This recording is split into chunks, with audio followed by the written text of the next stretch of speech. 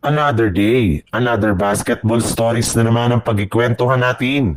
At ngayon nga, yung pag-uusapan natin ang balitang 3-team trade ni Lauri Markkanen sa Los Angeles Lakers at ang balitang trade ni Joel Embiid sa Golden State Warriors.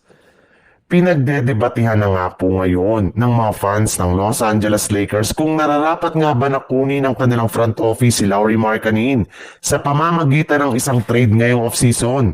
Itong magkaroon ng magagandang performance sa mga laro ng Finland sa Eurobasket. Marami nga dito ang nagsabi na kailangan na nga nila itong kunin bilang bagong katandem ni Luka Doncic sa mga susunod na taon. Mas nababangay nga daw ito na kaduo ni Luka kumpara kay Austin Reeves na masyadong nag-i-struggle at naging inconsistent pagdating ng playoffs. Ngunit kahit man nga nagustuhin ng Lakers na kunin si Markkanen ay hindi pa rin nga ito magiging madali since bukod nga sa pagkakaroon nito ng malaking kontrata ay kakailanganin rin naman nga daw ng Lakers na gumawa ng at least isang 3-team trade.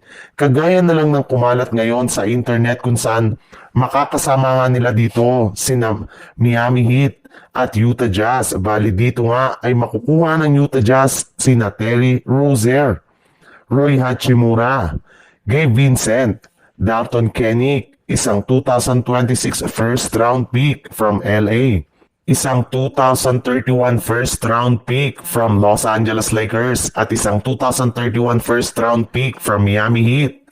Masusungkit naman dito ng Miami Heat sina Austin Reeves at SVI Milkaluk habang ang Lakers naman ay masusungkit si Lauri Markkanen.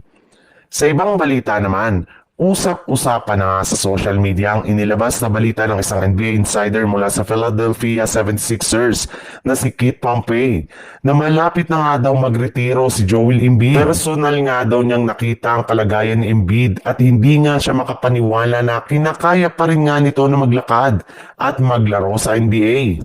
Sa madaling salita, habang tumatagal nga ay mas lalong lumalala ang kalagayan ng superstar ng 76ers sa dami ng kanyang mga tinatamong injury. In fact, para nga sa inyong kalaman, sumailalim na nga ito sa halos 11 operasyon sa nakalipas na 11 taon. Well, simula nga nang pumasok siya sa naging prone to injury na nga ito kung saan halos taon-taon nga ay nagtatamo ito ng injury at napipilitan na sumailalim sa operasyon. Pero maaari rin naman nga daw pong gumanda ang kanyang kalagayan kapag nailipat siya sa ibang contender na may kakayanan na i-manage siya next season. At mismong team ngang ito ay ang Golden State Warriors na isa sa mga naibalitang kupunan na may kakayanan na kunin si Embiid mula sa Philadelphia sa pamamagitan ng isang trade gamit ang kanilang mga players na sina Jonathan Kuminga, Tracy Jackson Davis, Buddy Hield at 2 future first round pick.